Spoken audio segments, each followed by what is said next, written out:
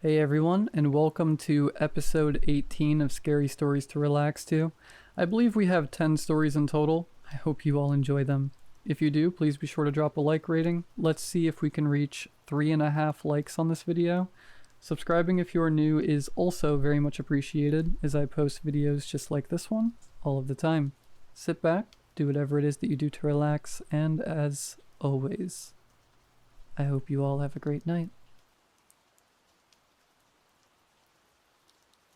For 25 years, I was in a rigid routine. I'd work in the mornings, come home to my wife later in the afternoons, and we'd spend our evenings together eating her home-cooked meals and watching TV until night came, and we would go to bed. Then we would do it all over again. Sometimes I would doubt our life together. A nagging voice in the back of my head told me I didn't do enough for her, that we should want for more. But then I'd wake up and hear her singing softly as she cooked our breakfast, and any doubts I had would fade away. We would have kept going like that forever, but we never got the chance. I'm sat here alone now in our bedroom, huddled up in a blanket, typing on my laptop and eating some awful fast food. I can't bear to leave this room. I know that if I open that door and walk down that hall, I'll pass what used to be our kitchen. What remains is just an open, lifeless room. The cabinets had to be torn out and the floor ripped up from the damage. I arranged for some good men from the church to take the stove one day. I couldn't bear to be there when they took it. I left the front door unlocked and hid like a coward until I heard them leave. I already burned through my bereavement leave, and I haven't gone back to work. I just sit in our room and listen. I keep hoping to hear her voice again. Instead, all I hear is silence. The house is so quiet, so still, and in those endless spans of silence my mind fills in the void with harsh memories. The thoughts eat away at me like acid. Sometimes it's questions about what I could have done differently. Other times it's like a film on repeat, the scenes playing out relentlessly. On the worst days, in the cold silence, the thing that consumes my mind are those final moments I had with her. A week before it happened, she told me what was wrong. It was a warm Monday afternoon and I had just gotten home from work. She was in her usual place, cooking over the stove. The sound of sizzling pans, seared steak filled my ears. The room was slightly smoky and it smelt heavenly throughout the house. I could feel the heat as I walked into the kitchen to greet her. She was wearing some jeans and that tan cardigan she liked over her blouse. I hugged her, head over her shoulder, and asked how she was doing today, like I did every day. I expected her to say something sweet in her usual way. Instead, she surprised me when she said, "I'm cold." I laughed at her. I thought it was a joke. I mean, it was a nice 84 degrees outside, and it was noticeably hotter in the kitchen. I genuinely thought she was just pulling my leg, but no. She didn't laugh back, didn't even smile. She rolled up her sleeve and showed me her goosebumps with a look of tentative concern. We figured she had a weird fever. She didn't feel particularly warm, but we decided to treat it like a fever anyways, and I put her to bed after dinner, skipping our TV shows that night. She got under the covers, despite me telling her not to, but I let it slide. As I was leaving the room to let her rest, I remember how she grabbed my hand and she asked me if I would stay for a prayer. Church had always been more of her thing than mine, but I didn't mind. I thought she might feel better if she did, so I closed my eyes and let her pray. Dear Heavenly Father, hallowed be thy name. You are the Father of health and wellness, and Satan is the father of sickness and suffering. I pray that this sickness will leave my body, and I will feel your warmth once again. In your name I pray. Amen. She seemed satisfied, and I wanted to give her space, so I left and tended to the house. I washed the dishes, cleaned up the kitchen, and watched some of our shows without her. I remember feeling lonely that night. Her absence felt like a tear in a winter coat. When I came to bed, I was relieved to have her by my side again. I was sure that in a day or two this fever would pass and she'd be right by my side again, but this wasn't a fever. Our routine was disrupted into something new, something worse. Now I'd come home and go straight to our bedroom to see her. She insisted on turning off the fans and keeping the door shut. When I opened the door, my glasses fogged. I'd find her, kept under more blankets than I remembered giving her, usually sleeping. I'd sit by her and ask her how she was feeling. Each day she gave the same one-word answer, each more disheartened than the last. Cold. The task of cooking fell on me, and I thought I couldn't go wrong with some chicken noodle soup. It was supposed to help, but I'm no cook. There was always something missing, something I couldn't give it. But we ate it all the same. I learned I had to let it cool before I gave it to her, otherwise she'd scald her mouth. Not that she seemed to mind. After dinner I would clean up, watch some shows alone while she went back to sleep. Then I'd join her in bed. I'd try to snuggle up to her, to give her some of my body heat. I tried to take the cold from her, but after a time I gave up. She was too cold to hold on to for any long period of time. I wish I held her anyways. Sometimes I would press my hand against her cheek, then her forehead. Sometimes she pressed back against my hand. The sickness had affected her physically, but under those blankets, behind the shivering, somewhere beyond the cold, the woman I loved was in there, fighting. The earliest doctor's appointment we could get was Thursday morning. I took some time off work in order to make the appointment. That morning was a relaxing 75 degrees, but looking at her, you wouldn't know it. She wore a heavy coat and sweatpants with long johns underneath. A scarf and beanie hid her face from the world. Hidden behind the layers, her eyes looked tired. She got looks from the staff and patients alike in the clinic. I checked her in, and she did her best not to chatter her teeth as I filled out the forms. In short, the clinic was a bust. They took her back there and did a standard checkup. Nothing was out of the ordinary according to them. They chalked it up to poor circulation, wrote a prescription, and they sent us away without any consideration. I made sure she took the medicine, but it didn't help her. I took a full day off work that Friday and did what I could. I came back from the store that morning and began to haul in what should have helped. I set up a space heater, draped a thick winter blanket over her, and assured her that I had been looking up recipes for some better soups. Despite all this, I heard her shivering as I closed the door. She laid in there all day, only getting up to use the restroom, but that was getting less frequent.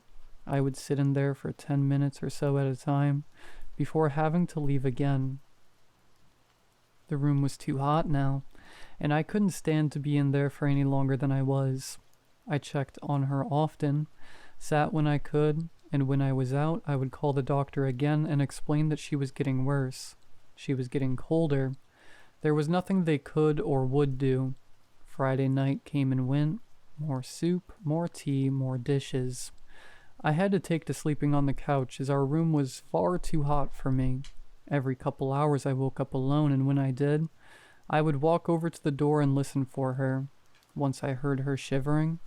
Another time she was snoring. Another she was crying. Saturday morning, I woke up later than normal. I began the new routine, start the coffee, start the tea, start breakfast. It was quiet that morning, lifeless. I could never cook like her. She had an aura about her that filled the house with energy when she cooked. Most mornings she'd be cooking, humming along to some song I never knew, without a care in the world. She was happy. Maybe that's what my dishes were missing. Everything I cooked was made with worry. I put it all on a tray and took it to our room. After a night without her, I was determined to bear the heat and sit with her for longer. When I opened the door, I found our bed empty. 7 blankets strewn about the room, thrown off without care, leading to our bathroom. The shower was running, steam billowed out of the bathroom and bled into our bedroom from behind the closed door. I put down the tray and knocked, then again, then with more urgency. Each time I got no answer. I had begun to sweat. The heat from the room was bad enough, but the steam from the bathroom felt scalding. I tried the door, but it was locked. I had to think, but the heat was starting to take its toll on me. I felt sapped, exhausted. How could she stand this horrible room? I yelled for her, and when I heard no answer, I used what strength I could muster and kicked the door. Once, then twice, then the door gave way. The heat hit me like an oven, and inside was my wife. I found her in the shower, burned and shivering. She was sat on the shower floor with the water hitting her back. There was a big red circle where the water had burned her. Soft chunks of skin flowed off her back and toward the drain. I learned that she had turned the temperature on our water heater as high as it would go, and then turned the shower on and sat. She didn't know how long she was in there, or how long she would have stayed if I didn't get her. All that she knew is that she was cold. I got her out of the shower. She fought me till I mentioned the blankets, then let me guide her back to bed. I dressed her wound the best I could with what we had and turned the water heater back down, cooler than before. She got really low after that. She refused to go to the clinic again, or anywhere for that matter. The heater and blankets were at home, and that's where she demanded to stay. That night I sat with her. Sweat stained my clothes, but I paid it no mind. My wife needed me. I was at a loss, and I felt desperately powerless to help her. I prayed with her. I thought it's what she needed, and it's all I had left to try. I prayed like she had. I asked God for forgiveness and healing and warmth. I prayed with conviction. I nearly believed it. Maybe I just needed to believe in something. I knew that she believed in it, and if nothing else, I hoped she would feel comfort in the prayer. When I stopped praying, she began her own prayer. What she prayed I can't repeat. What I can say is that the cold had reached her heart and corrupted her faith. She said things I never thought I'd hear from a good Christian woman like her. She denied God and his forgiveness. She promised her soul to the devil, as long as Satan promised that the fires of hell were warm. Any enthusiasm, any hope she had was gone. The cold had taken it away. I slept on the couch that night. That Sunday morning I woke up groggy. The couch had not been treating me well, and the anxiety had treated me worse. I got up anyways and headed to the kitchen. It was time for the routine to start again. She needed me. More coffee, more tea, more breakfast that doesn't quite taste right. When I got to the kitchen, I heard that familiar humming, that comforting sound of cabinets and drawers opening and shutting. She was back, and she was cooking up something heavenly. It smelt like a ham steak, and I remember thinking that was a strange choice for breakfast. But I was just happy that she was feeling like herself again. She was wearing shorts and a tank top. She was reaching on her tiptoes for something deep in the cabinet.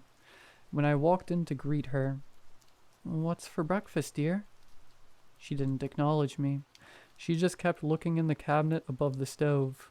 I looked at the stove top and saw that the burner was on. As she was reaching further back into that cabinet, she had placed her hand on the burning cast iron pan, and it was sizzling. The adrenaline hit my blood like cement. She found what she was looking for. Before I could comprehend what was happening, she had doused herself in cooking oil. She turned to face me. In her mangled hand she held a matchbox. In her good hand she held a match.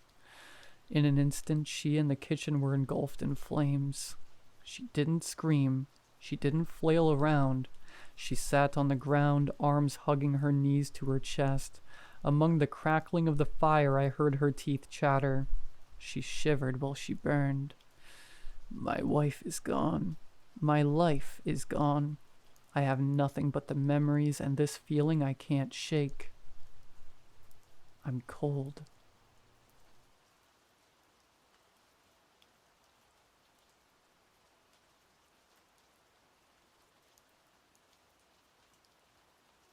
This kind of thing is never supposed to happen, at least not in this country, and certainly not in this day and age. Organ donations are supposed to be safe and regulated, and mistakes like this are not normal. At least, I hope not. I'm old enough to remember a time in my small town when we didn't even have a hospital, and now our little burg has a full clinic and even a couple surgeons. It used to be that if you stepped on a rusty nail, or your uncle had an accident in the mines, or your Meemaw fell off her porch, you'd ring up a friend and they'd deliver you over to Ivy or Haverton or wherever they'd built the newest and nearest hospital, and you'd hope you didn't die on the way there. Sickness is different, though. When your small town's entire economy survived off of the slowly declining output of one of the oldest iron mines in the state, you tend to have a lot of men getting sick, and it's not always something they can just drive you over to the next town to fix. Silicosis, heavy metal poisoning, and lung cancer are our neighbors here. Each their own grim reaper we all expect to come knocking at some point. I was just a kid when I was diagnosed. My parents called it my ailment, but Dr. Hill at IAmChristopherEther called it restrictive cardiomyopathy. The muscles of my heart were too stiff, likely caused by hemochromatosis. Too much iron in my blood. All things considered, though, it didn't hold me back too bad. Sure, I never fulfilled my dad's dream of going to play for Tennessee State, and I still earned my degree. And sure, I did have to ask my prom date to slow down a few times so I could catch my breath on the dance floor, but she still eventually agreed to marry me. When I graduated, my wife and I decided to move back home. Things had changed enough in our town that there were more career options than mine worker or general store cashier. I ended up using my degree to manage a small accounting firm not too far from my parents' house. And when my mom passed on back in '96, we inherited my childhood home. I wish I could say my life was just one big happy success story, but that just ain't realistic. Eventually the mine shut down and half the town lost their source of income. Businesses closed. Not many people needed accounting managers around here, and suddenly I found myself out of a job too. I took a position managing a local hardware store instead, and while money was tighter than it used to be, Henrietta and I managed to survive. It didn't help that my heart was getting worse. Every passing year it was a little harder to walk up the stairs to our bedroom, and every year the doctor's visits became more and more frequent. Martin, honey, I wish you'd consider moving. You could be so much happier at a job in another town, and it'd be so much easier to get you care when you'd need it. Henrietta said to me from behind her coffee one morning. I lowered my magazine and looked at her. It was the first time we'd had this conversation. I had to admit she'd made many compelling appeals. But this was out home. Everyone and everything we know here. Everything and everyone we know is here, Hen. I sighed. Because they're stuck here, Martin. They have mortgages to pay off, and kids that need feedin', and jobs that they're happy with. We don't have any of those things. We're free to go, to build the life you'd planned for.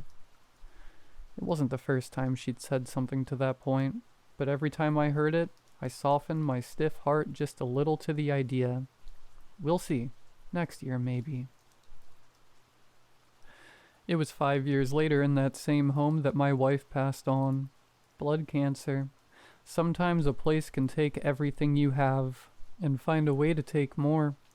It was about a year ago when I'd resigned myself to let my body give up on me, to let my weak heart strangle me whenever it saw fit. A transplant was nearly out of the question. My folks had both come from out of state, and there weren't many people dying nearby with AB negative blood. I decided to skip my yearly checkup, and Dr. Hill, who'd semi-retired to my hometown but still helped out when needed, personally called me up at my job to ask me to reconsider. He'd overseen my condition since I was a boy, and we'd grown to be friends as we aged. Martin, if you don't come in, I can't guarantee you have long left. Your heart is manageable, but you need medication and care. What if that's not what I want anymore, Pete? What if I'm ready to go? I'll admit, it had been a dark time in my life, and I was ready. I missed my wife, and I'd hoped she'd be waiting for me. Martin, that's not what Henrietta would want. You know that as well as I do. His words stung. He was probably right, too, but of course I wasn't ready to hear it. I hung up and went back to work. People weren't going to cut their own plywood. It wasn't until about 6 months ago that a miracle happened. At least a miracle for me.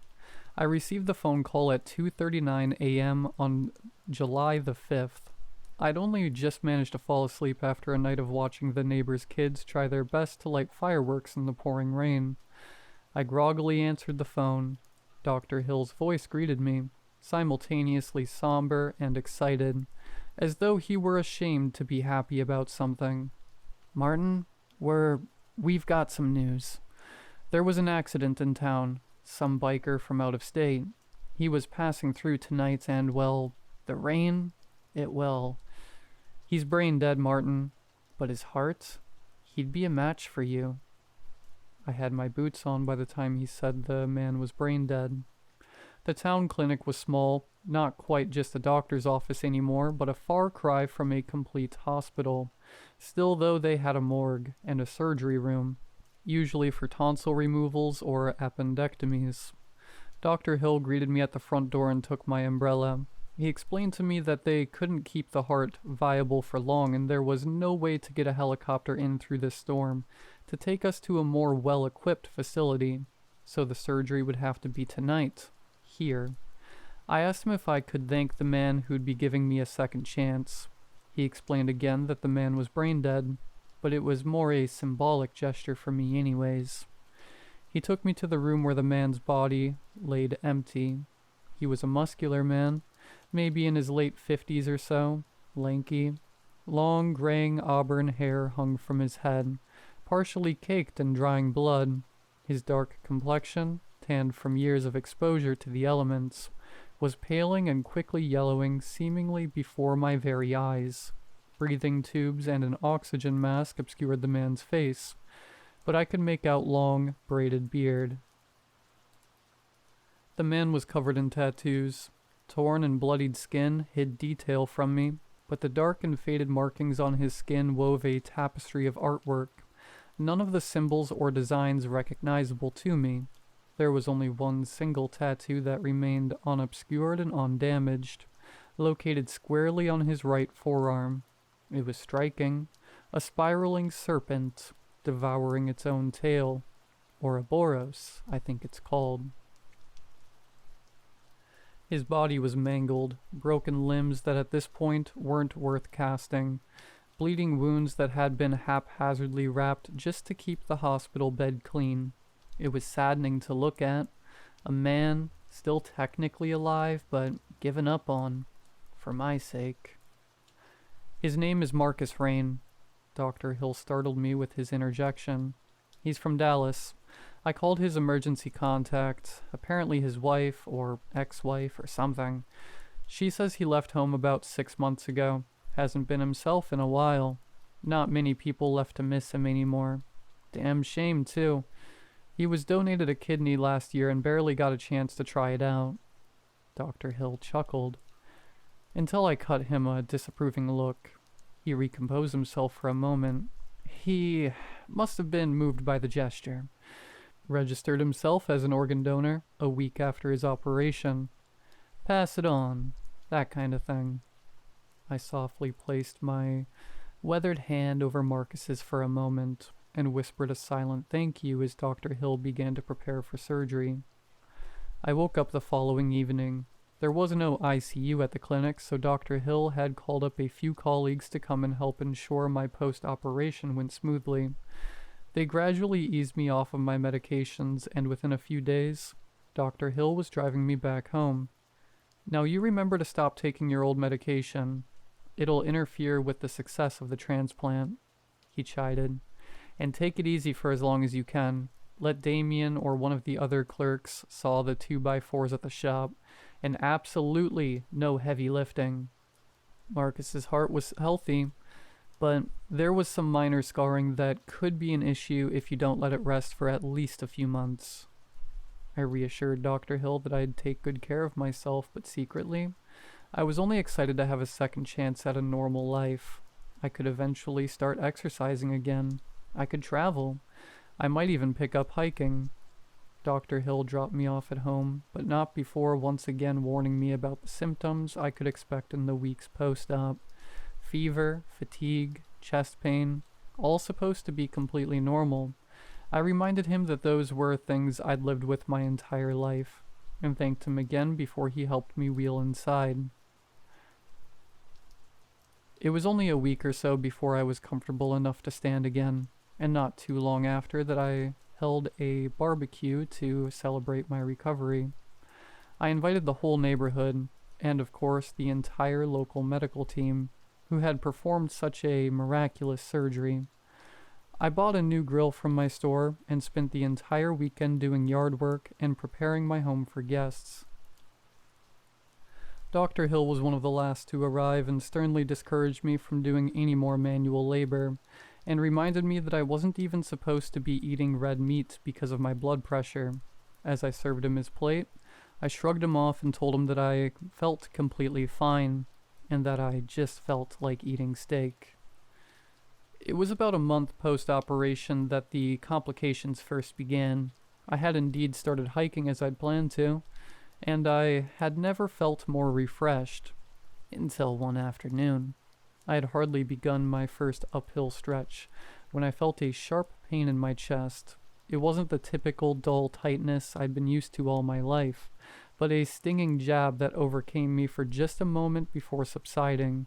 I called Dr. Hill once again, and he begrudgingly reminded me that he was technically retired, and that if I was going to continue to ignore his medical advice anyways, I should call up the local clinic instead.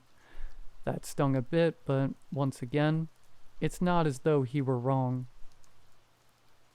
I checked myself into our town's clinic, and a young doctor greeted me and sat me down for my appointment.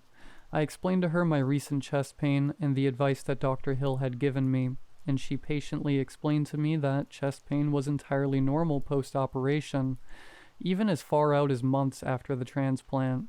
She urged me to listen to the advice I was being given, and take as much time as I could to relax. How could I begin to explain to her that I had had to relax my entire life, and I finally felt like I had the energy to live? I thanked her, begrudgingly paid my copay for the visit, and set off towards home.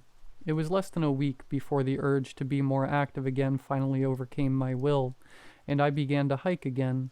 The chest pain returned every few days, never lasting more than a few seconds or a minute at most. I was completely fine with momentary discomfort. After all, I still had breath in my lungs and energy to spare. This new heart was just settling in, I told myself. After all, it was supposedly a whole new body with a lifetime of energy that had been stolen from it. It was 2 months post-operation that the varicose veins appeared. I'm not exactly a spring chicken, but I didn't think it was normal for those to appear quite so often, or so suddenly. I decided that it would be best if I avoided the doctor entirely for this one. I pulled out my old work laptop and booted up my internet connection, and Googled something for the first time since my wife's doctor told us she had myelodysplasia. Search results indicated about what I'd expected. Varicose veins can appear due to stress, aging, and high blood pressure. That had to be it. My new heartbeat with a vitality and strength that my circulatory system just needed time to adjust to. I excitedly laced up my hiking boots and left on my next trip up the mountain. I remember making it just past the out-jutted rock you could see from my backyard, when I must have blacked out. I woke up in a hospital that I didn't recognize, surrounded by doctors I didn't know and hooked up to equipment I'd never seen before. They explained to me that I'd collapsed on the hiking trail and had been found a few hours later by a local jogger who had gotten me help. I had been moved to a hospital in a larger city a couple hours away, as it was determined that my local clinic was unable to properly assess me.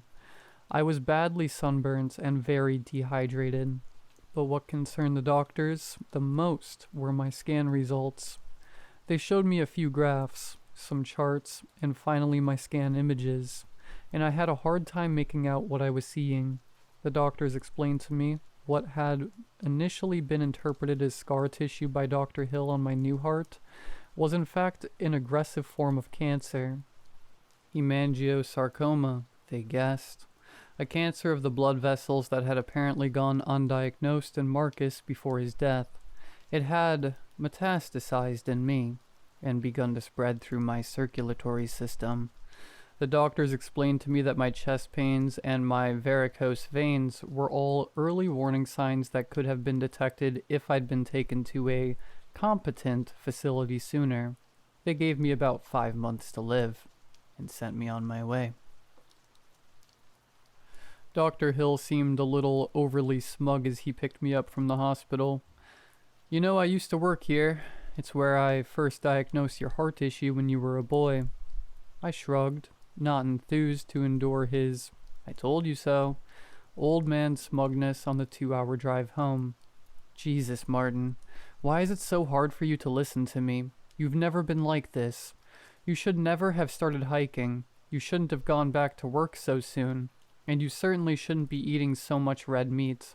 The doctors in there told me that, as they were wheeling you in, you vomited a half-pound of pork sausage. What the hell has gotten into you? Who was he to scold me like that? He may be 20 years my senior, but he sure as hell wasn't my father.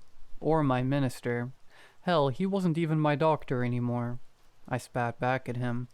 If I hadn't gone hiking in the first place, they probably never would have found the cancer that you missed. The cancer that you put into my body, Peter. The car ride crushingly silent on the way home. My anger towards him bubbled inside, and I silently enjoyed the sensation of my blood boiling. An emotional luxury my old heart never could have afforded. I felt a hotter anger than I had ever experienced before. He dropped me off at home, and snidely said to me as I exited the car, "If I hear you keep acting like this, I won't be there next time to pick you back up." I was going to ignore it. And I began to walk back inside when I heard something, a small, quiet voice in the back of my head. No one gets to talk to me like that. I was only taken aback by this sudden inner monologue for a moment before I instinctively agreed with it. I turned around and ran back to Dr. Hill's car. He was starting to drive away when I reached it, and I furiously banged on his window. He stopped his car, rolled the window down, and looked at me like I was insane while he began to ask me what the hell I was doing. I swiftly interrupted him. "Who the hell do you think you are, Peter? No one gets to talk to me like that. No one, especially a washed-up, retired surgeon who can't even identify a tumor growing on a heart when he sees it. I'll keep doing whatever the hell I want with the rest of my life, especially as short as it's going to be. To be honest, Pete, I haven't needed you in a long time, so don't count on me ever needing you again." I took a second to steady myself. My body froze in response to the gust of fury that had unexpectedly left me. Long enough for him to notice that my burst of anger only thinly masked the fear I felt. "You're not yourself, Martin," he said to me. "Get inside and clean yourself up for God's sake. You look homeless. Henrietta would be ashamed if she could see you now." Peter Hill drove off without another word, and it was the last time him and I ever spoke to each other. I stared at my gravel driveway, unable to move since my tirade. I couldn't believe what I'd done. In one fell swoop, I'd personally guaranteed that the one remaining friend I had was out of my life for my final months. When I finally found the courage to regain my composure, I trudged towards the house. For the first time in a while, it loomed over me like a disappointing parent, and I felt weak and shameful, like I had in my youth. I took a look at myself in the mirror that night, a long and hard look. The doctors explained that I'd been badly sunburnt, but now I could see it for myself. My skin appeared dark and leathery, as though I'd been outside for weeks. Peter was right. I had let my once clean-shaven face become scruffy and unkempt. The hairs that had begun to sprout from my face were unkempt and bristly, unlike the neat and thin hair I had been accustomed to shaving daily. The varicose veins sprawled under my skin, ever darker and blacker than when I had left for my hike early that morning. They had started to extend further, too, now twisting and spiraling across my arms, culminating in clusters that washed my skin with mottled darkness.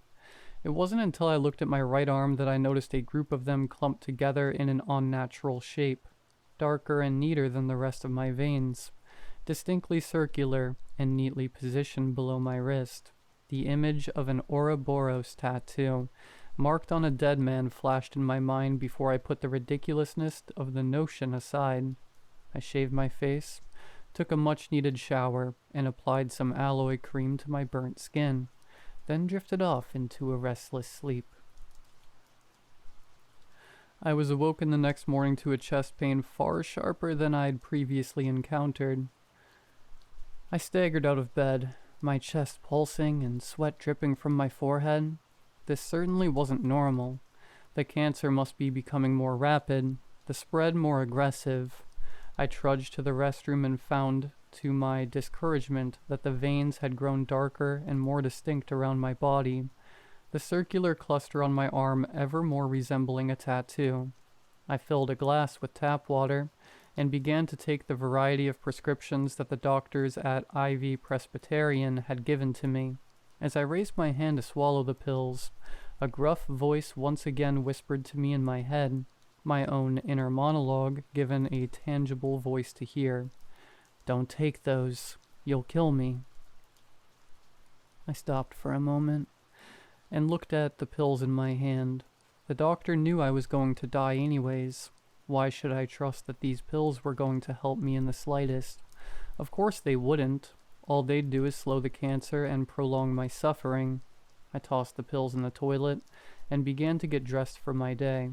The pain in my chest had begun to subside as I pulled into the parking lot of the hardware store, and I stepped out of my pickup. A cool breeze shot through my hair, and a nostalgic feeling shot through my blood like an icy warmth. As I began my shift, the teenagers who worked for me were flirting behind the counter, stocking the vending machine, or assisting the early riser customers. Each and every one of them stopped to stare at me as I entered. I knew that I had begun to look worse for wear. When the acne-ridden kids with nose rings and green hair are looking at you like you're the oddball, you start to get the feeling enough is enough. I barked at them to get back to work, and they hastily returned to resume their duties. It was rare I lost my temper with them, and they knew to listen. My shift trudged on even slower.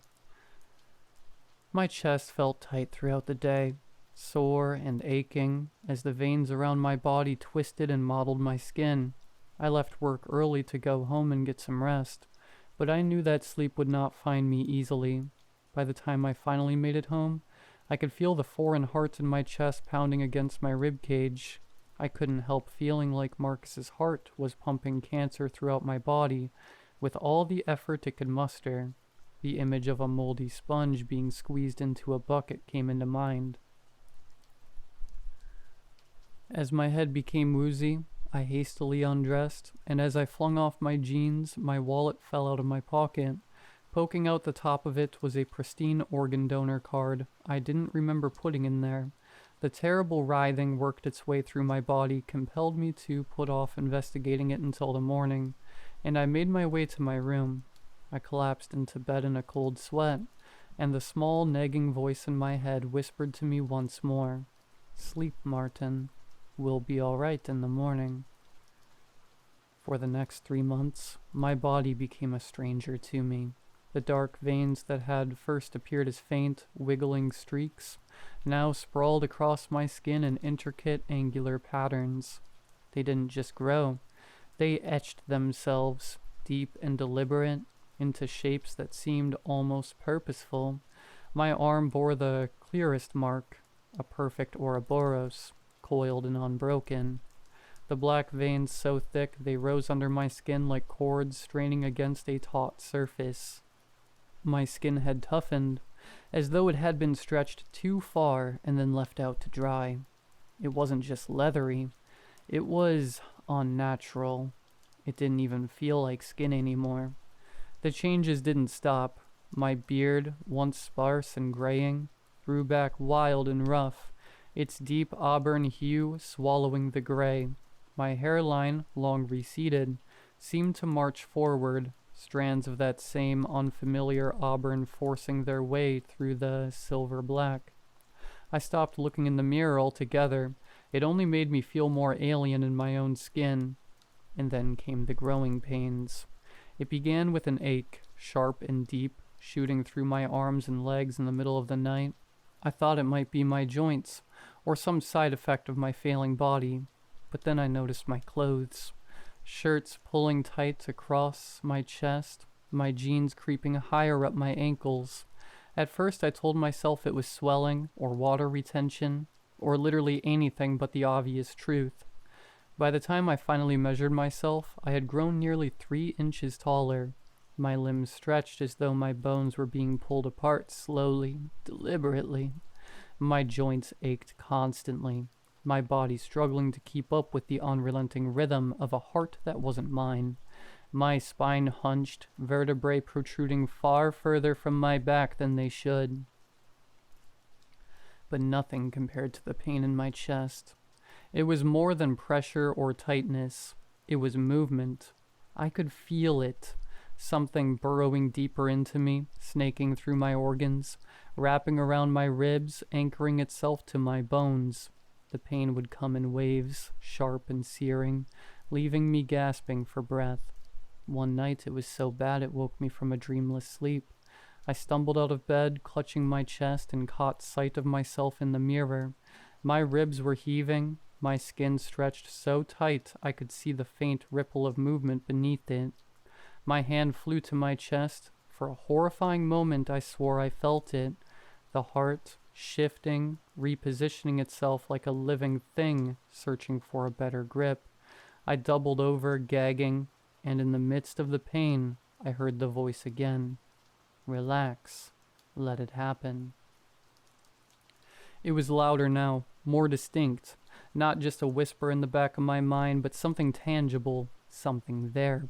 It wasn't my voice, and it sure as hell wasn't mine to control. The impossible, terrible idea that it was Marcus growing inside of me had gnawed at me for a while. Every day the thought became harder and harder to push back, and instead it slowly became accepted as an absolute truth. Somehow, some way, he was still alive in me. The idea haunted me, gnawing at me during every quiet moment I had. It wasn't just the voice, the low, gravelly whisper that urged me to give in to my darker instincts, but the sensations, the impulses, little things at first, easy to dismiss. Then there were the memories, flashes of images that hadn't belonged to me, desert skies stretching into infinity. The sting of wind against my face. I saw flashes of burning forests, endless rows of trees that seemed to writhe on the flame. One night, I caught myself humming a tune I didn't recognize, some twangy country dirge that felt as foreign as the veins twisting under my skin. How much of me was still me? How much had been overwritten? I tried to rationalize it. Maybe it was the stress or medication. Maybe it was my body trying to adapt to the transplant, my brain cobbling together fragments of identity to make sense of the changes. But the more I tried to explain it, the less it made sense. The voice grew louder when I resisted. I'd reach for my pills, and it would hiss at me, sharp and insistent. Don't take those. They'll kill me. Me. Not you. It wasn't just the voice either. My body resisted. The pills felt foreign in my hand, their edges sharper against my palm. My throat tightened when I tried to swallow them, as though I were choking on something too large. When I finally forced them down, I felt sick for hours, nauseous and weak, washed with shame as though I'd done something wrong. And yet, when I skipped a dose, my strength returned. My legs felt steady, my pulse strong. I'd look in the mirror and see the changes, muscles I hadn't ever had, a flush of sickening, rosy color in my cheeks. But it wasn't my strength. It wasn't my color. Let it happen. The voice would whisper in those rare moments I let my gaze linger on the mirror. It's who you are now. Was it? Was this who I was, or was I just becoming someone else? I started avoiding people. The teenagers at the hardware store had begun to look at me differently, their conversations faltering when I entered the room. I caught Mrs. Delaney, my neighbor of 30 years, staring at me through her kitchen window, her face pale and drawn. I hadn't said a word to her, but she flinched when our eyes met. Dr. Hill had noticed it before anyone else had. That last time we spoke, when he drove me home from the hospital, he looked at me with a strange mix of pity and fear. You're not yourself, Martin, he had said, and he was right. I was losing pieces of myself little by little, every day. The way I walked, the way I talked, the way I thought. It was all shifting, tilting towards something I didn't recognize. I wanted to fight it. I wanted to believe I could stop it. But every time I tried, the voice was there, whispering, coaxing, reminding me of the truth I didn't want to face. Whatever was growing inside me wasn't a foreign body. It was part of me. I needed answers. Last month, desperate for anything to make sense, I hired a private investigator to dig into Marcus's life. His online presence was sparse, and the few photos I managed to find of him didn't match the man I'd seen on the hospital bed. Still, I scraped together what I could and sent it off, along with a chunk of my savings. 2 weeks later, the investigator sent me a file. Marcus Rain wasn't a long-time biker. He wasn't a gang member. He wasn't any of the things I'd assumed from his appearance that night at the clinic. He was a quiet man, a pencil pusher at an insurance company, a family man. He had been in the late stages of kidney failure when a donor miraculously appeared, an AB negative match. The donor had been found washed up by a nearby river, nearly drowned and brain dead, with an organ donor card in his wallet. The transplant was immediate, routine, the file said, unremarkable. But what followed wasn't. The investigator's notes were sparse but damning. Marcus's wife claimed he started changing after the surgery. Small things at first. New habits, new preferences, a new temper. He began making reckless decisions, abandoning the quiet stability of his life. A minivan traded for a motorcycle, tattoos that seemed to appear overnight. And then the violence. By the time his wife filed a restraining order, Marcus was unrecognizable, not just in his actions but in his appearance. The file included photos of his tattoos. They were detailed, angular, almost artistic in their precision, but upon closer inspection, I was mistaken. They weren't tattoos at all. They were dark, mottled veins that rooted themselves under his skin, and they matched the ones now growing on my skin, vein by vein, line by line. I stared at the photos for hours trying to make sense of it, trying to feel something that wasn't dread. There is something growing inside me, and it isn't Marcus. I've stopped fighting it. I don't think I can anymore. My body isn't mine. My reflection isn't mine. Even my thoughts feel foreign. Day by day I can feel it spreading. My skin stretches to keep up with the changes. My muscles twist to accommodate my growing frame. Beneath my hair, thick and auburn, I feel bony bumps forming, hard and sharp, pushing against my skull. If anyone finds my body, please. I do not give consent for my organs to be donated. I keep taking the stupid card out of my wallet. But whenever I leave home, a new one appears in my pocket anyway. Putting this online seems to be the only way to get this warning out as quickly as possible. The devil is growing in me. I know it. I've never been afraid to die. It's always been on the horizon for me, and I know I'll be with Henrietta. I just hope she still recognizes me.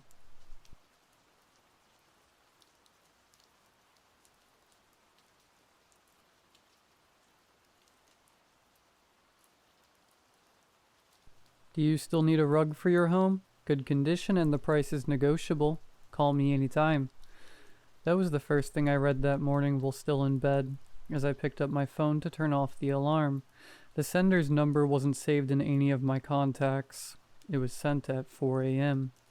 I assumed I accidentally ended up on some spam list and ignored it, as the apartment I had been living in for the last month was already fully finished.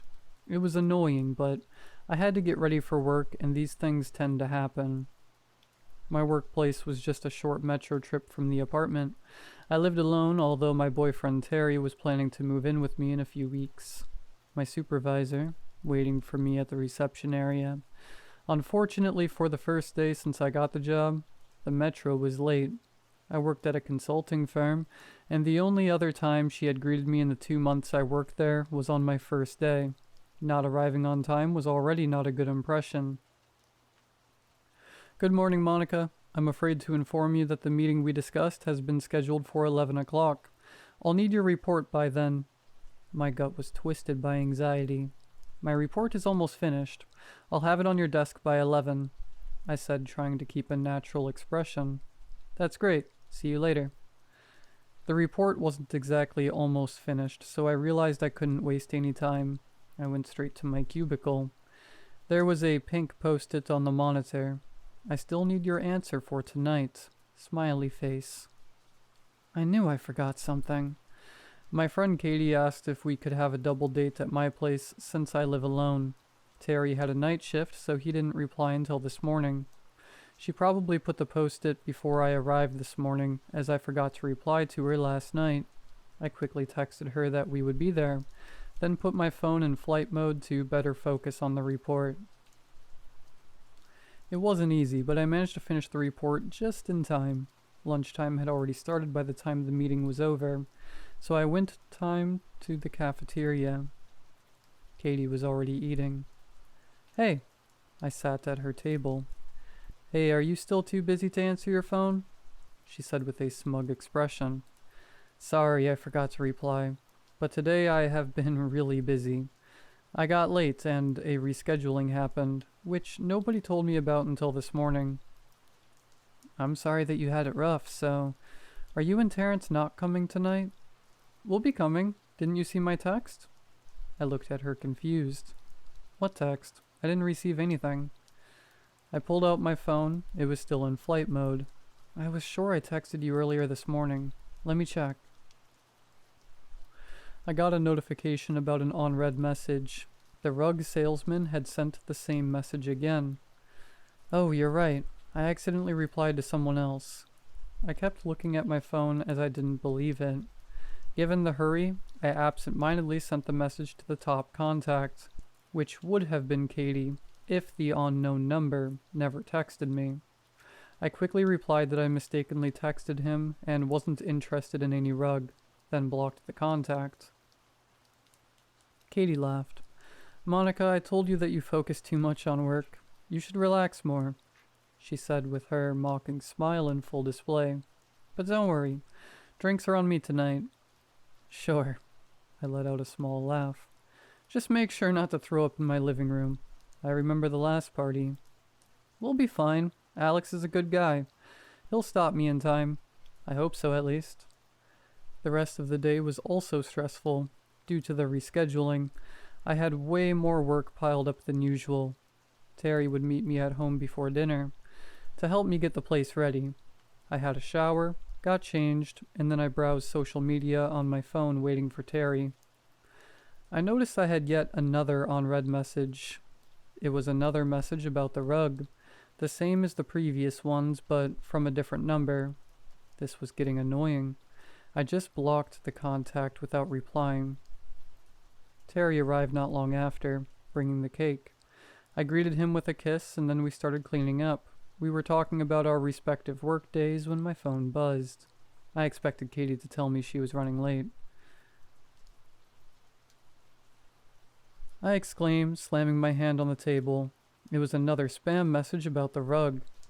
What's wrong, honey? Asked Terry, worried about the sudden change in my expression. Sorry, it's been a long day. It seems my number ended up in some spam marketing list, so I've been getting texts all day. It's so annoying. Have you blocked them? Yes, twice. They don't seem to know when to stop. Maybe I should call the police. For what? Spam messaging? Don't bother. Maybe you should just call them and tell them to screw off. Are you serious? Yeah, my sister worked at a call center. You know those about phone plans? She said her contract dictated to try again with the same client until they accepted or got an explicit refusal. I wasn't really in the mood to argue and just wanted to stop it. Alright, but you do it. I handed the phone to Terry. I've had enough for today. He called the number. After a couple of rings, the unknown seller picked up. Hello? Terry's voice was followed by a complete silence. We could only hear faint breathing coming from the other side of the phone.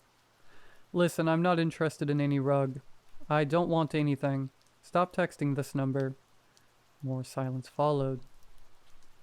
Hello? Are you there? Just stop bothering me. Another 10 seconds of silence later, the other number had hung up. It's probably an automated calling service or something like that. I doubt a real person was even on the other hand. Tried to explain to Terry while I was bringing the tablecloth. You're right. Hopefully, they got the message. I had calmed down and just wanted to look forward to the night. Around 20 minutes later, the doorbell rang again. Katie and her boyfriend Alex had arrived. She greeted me by handing me a bottle of wine, while Alex followed her with the pizzas. We were about to eat when the doorbell rang again. I looked at Katie, puzzled. Did you invite someone else? No, I thought it was just the four of us tonight, right? She was looking just as puzzled as me. Alex, as he was sitting closest to the door, went to open the door, as I got up from the table. I think it's your order, Monica. Someone must have left it there. He had picked up a sealed cardboard box as he closed the door. I wasn't expecting any package. They probably got the wrong address. But it's your apartment number. This is number 14, isn't it? Alex put the package on the floor. It was a plain cardboard package. The address was correct. I'm sure. I did not order anything recently. Besides, isn't it too late for deliveries? Christmas was in more than a month, and nowhere near close to my birthday. Terry also isn't the kind of guy to randomly make gifts. Katie pat me on the back. Well, maybe you have a secret Santa, although a bit early. Let's see what's inside. As I opened the box, my heart skipped a beat. A blue, cheap-looking rug rolled up, with a red outline inside. What the? This can't be real. I took a step back and looked at Terry, just to confirm that I wasn't hallucinating. He was also astounded. It's just a rug. What's the big deal? Asked Katie, trying to understand my reaction. Terry briefly summed up the story, while I couldn't avoid to look at the package. Maybe there was an error and the automated system sent an order for you instead of... The doorbell rang. Katie still looked confused. Maybe they realized the mistake and came to take the rug back. Terry went to open the door. He looked around and then went back inside. There was nobody. Are there some kids pulling pranks in this building? I don't know, but whatever. Why don't we just get back to the pizzas? We were about to start eating when we heard a couple of knocks, but they weren't from the door. Everybody froze. Terry spoke first after what felt like an eternity. Came from the balcony. We're on the 3rd floor. We couldn't see the balcony from the living room, as it could only be accessed from my bedroom. I'm calling the police. This isn't funny anymore. I picked up my phone. I noticed I had gotten another message. Order accepted from yet another unknown number. I tried not to think about it and dialed 911, my fingers trembling. We heard the doorbell again. We looked at the door as the doorbell kept ringing non-stop. What do you want from us? Screw off, shouted Terry, while the knock on the balcony had resumed. 911, what is your emergency? A relief hit me as the operator picked up the phone. Someone's trying to get inside my apartment. We don't know who they are. Please help us. What's the address of the... The call was cut short as the lights went out. Everything was pitch black aside from the light from my phone, which had lost reception. Something shifted in the dark. "Stay away from the door." Terry and Alex had moved in front of me and Katie, grabbing kitchen knives from the table. Not long after, Katie's phone illuminated the dark room. The front door was still closed, as well as the door to my bedroom that faced the balcony. The cardboard box, however, had been moved. The rug had been laid out on the floor and was no longer rolled up. "What the... There is someone else in there. Monica, call 911. I hit the recall button, my fingers still trembling. The reception, it's still gone. I could feel my heartbeat shooting up. "Try with mine." Terry handed me his phone. I tried calling again and again while we stood in the darkness. "It's not working either. Katie, try with your phone, please." All right." Katie pointed her phone downwards as the darkness engulfed us. We couldn't hear anything else but ourselves as the doorbell and the banging noises from the balcony seemed to have stopped. "I've got no reception either. Alex, try it as well." Alex also pulled out his phone. "Same for my phone. What do we do? Should we try making a run for it?" "We have to try. Terry, what do you think?" We could only hear his breathing as Terry didn't reply. "Terry?" I asked, grabbing his arm. Except that was not Terry. What I just touched felt rough, like sandpaper or rusty metal. I screamed, dropping my phone. Then the lights came back. I felt reassured when I didn't see any stranger in the room and could still see Alex and Katie's faces. As our eyes adjusted to the sudden lights, the terror returned, magnified. Blood had been splattered everywhere on the floor, with a trail leading to the door to my bedroom now ajar. Katie and Alex also screamed. Terry was missing. Oh my God, Monica, we have to get out of here." I ignored her and was about to go to the bedroom, determined to look for Terry. "Now, let's go." Alex grabbed my arm and pulled me to the front door, still closed. I stumbled on the cardboard box while looking at the bedroom door. As I looked down, my eyes filled with tears. Inside the box was a severed arm drenched in blood. A piece of a shirt was still attached to the arm, and it looked exactly like what Terry was wearing. I rushed outside the apartment screaming. The neighbors had already called 911 due to the noise. The police questioned us and searched the whole building with no results. When they were done, it was late at night and I couldn't return to the apartment. I did not want to return after what happened, and Katie asked me to spend the night at her place. I was heartbroken and couldn't stop crying. Alex and Katie tried to comfort me, and I could feel they were also shaken. I told them they could go to bed, wishing good night. It's no surprise that I couldn't sleep that night. I tried to close my eyes, but it reminded me too much of the darkness from earlier. I tried to watch TV to not think about it, but I couldn't forget. I must not forget. So I started writing this down, hoping to finally fall asleep. I had been asleep for a couple of hours at most when I was awoken by a notification sound. After checking, it didn't come from mine. I noticed Katie had left her phone on the couch after going to sleep. I was about to move it out of the way when I gasped. I couldn't help but read the received message. "Do you still need a rug for your home? Great condition, and the price is negotiable. Call me anytime."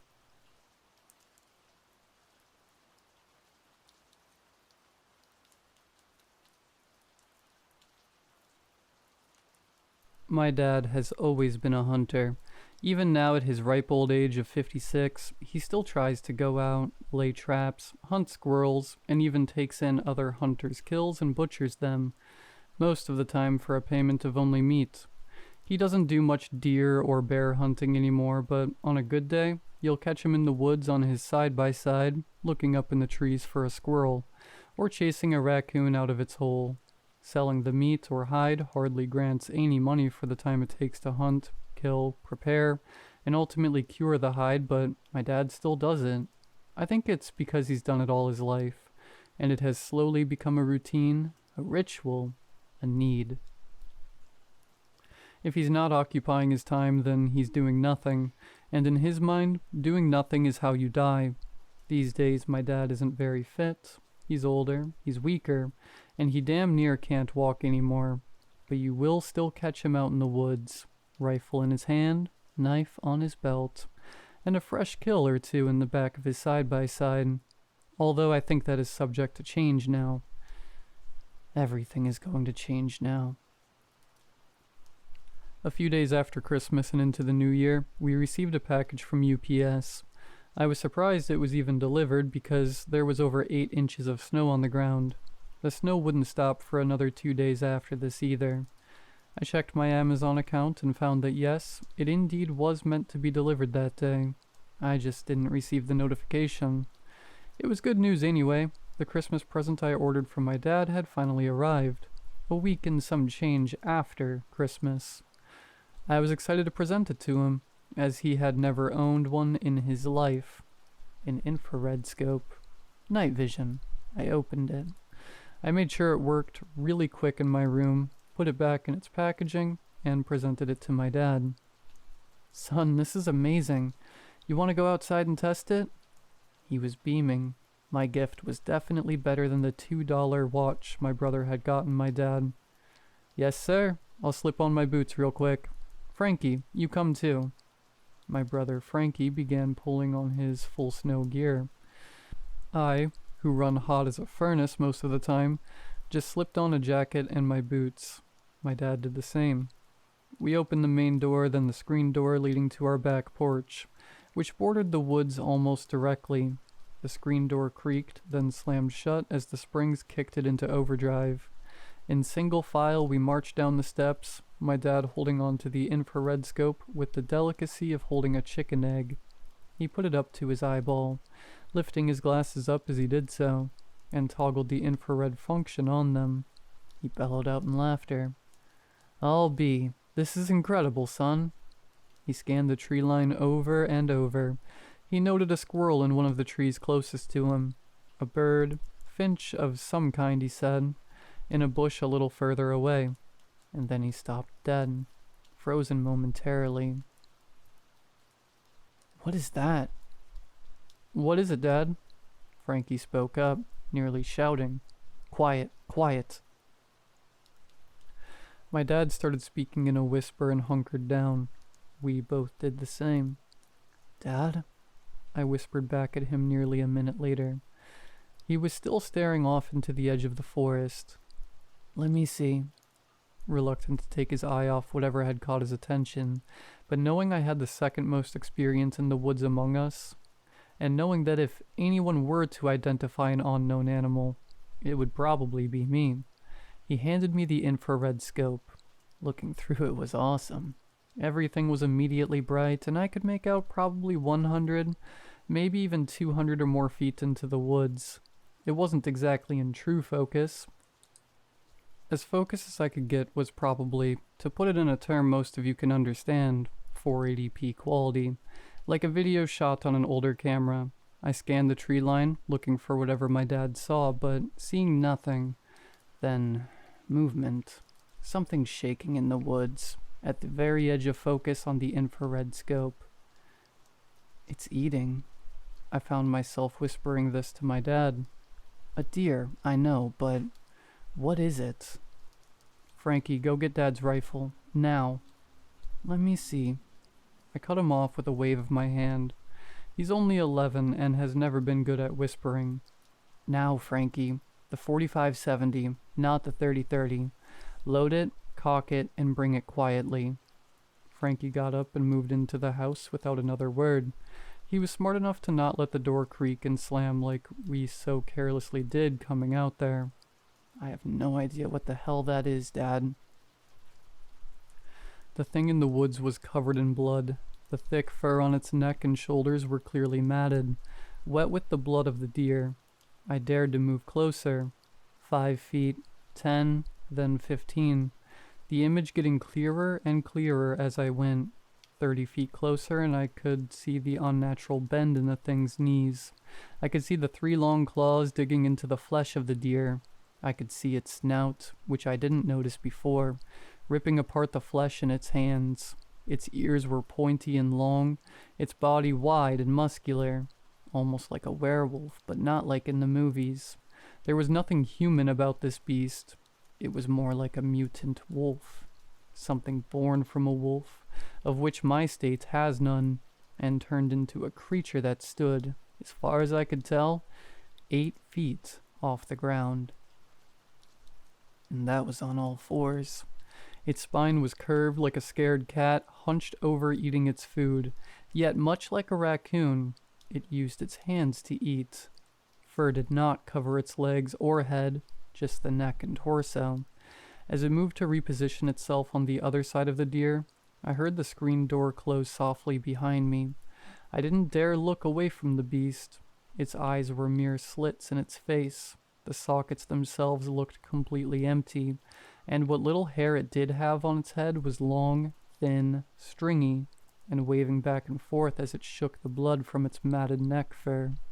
It licked and cleaned itself slowly, then went back to the deer, continuing its feast. Frankie reached Dad, and Dad passed the rifle to me in the dark. My dad's lever-action 45-70 had a scope attached to it, but this infrared scope could also be mounted in front of the normal scope already on the gun.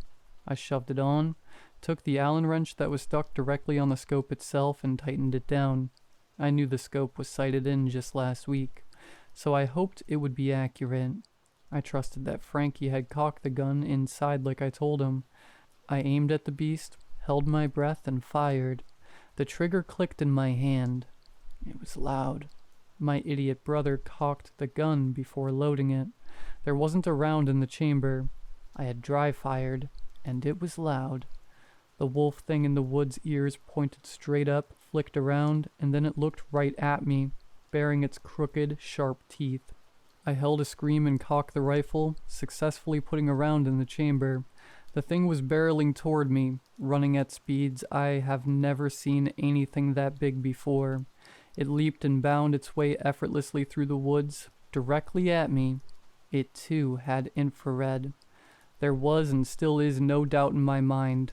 It could see me, and I could see it.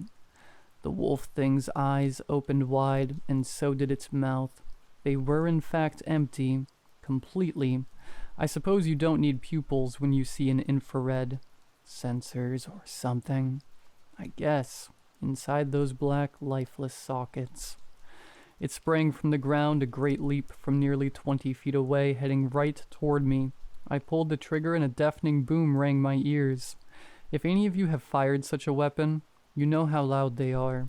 Deafening is an understatement. As I could hear a very high-pitched ringing and nothing else, the thud from the gun on my shoulder knocked my face, more importantly my eye, away from the infrared scope. I quickly cocked the gun, placed my face against the scope, and looked through the infrared again.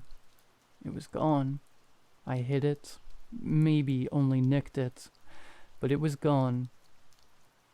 In the snow I could see tracks leading away, and a few drops of blood following them. God, I hope I killed it, and I hope it was the only one. My dad has been up every night since, in his rocking chair, 45-70 in his lap, infrared scope in hand, looking out the back window, and eyeing the tree line. I don't think he or I will be going into the woods ever again.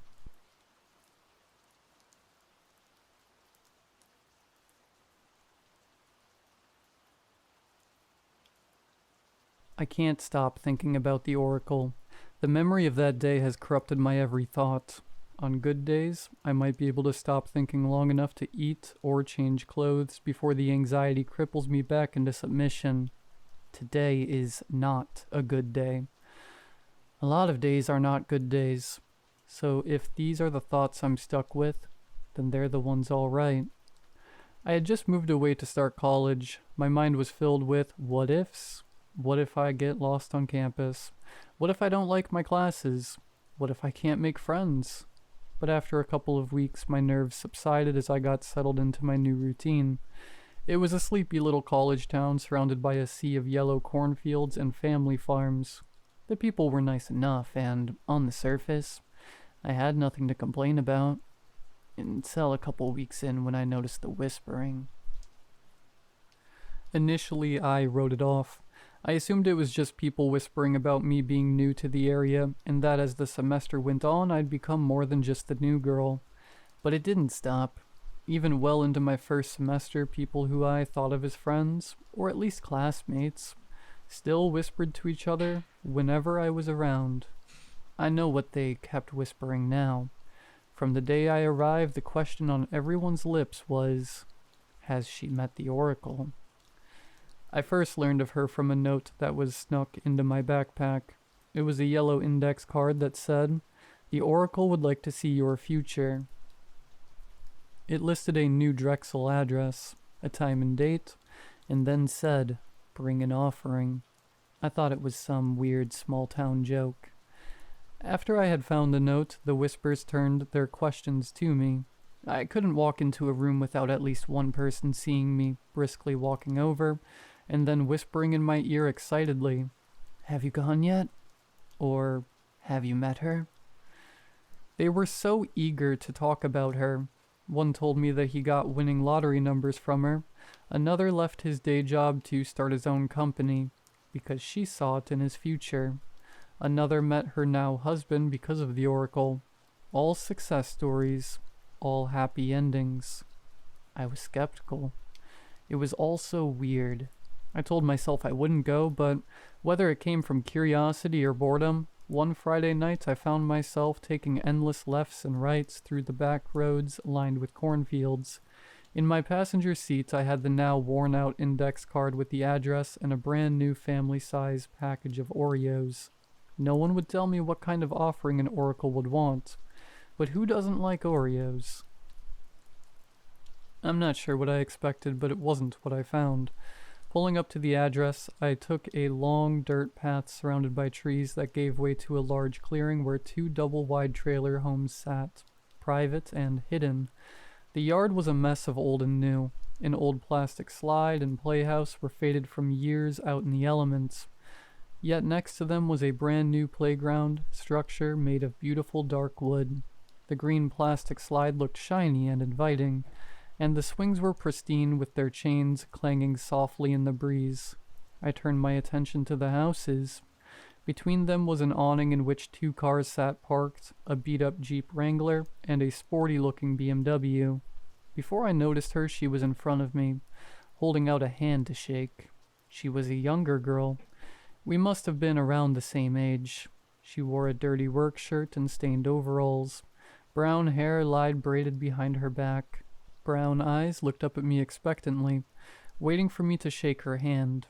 I was about to explain myself and tell her that I was looking for the Oracle, but she cut me off before I could open my mouth.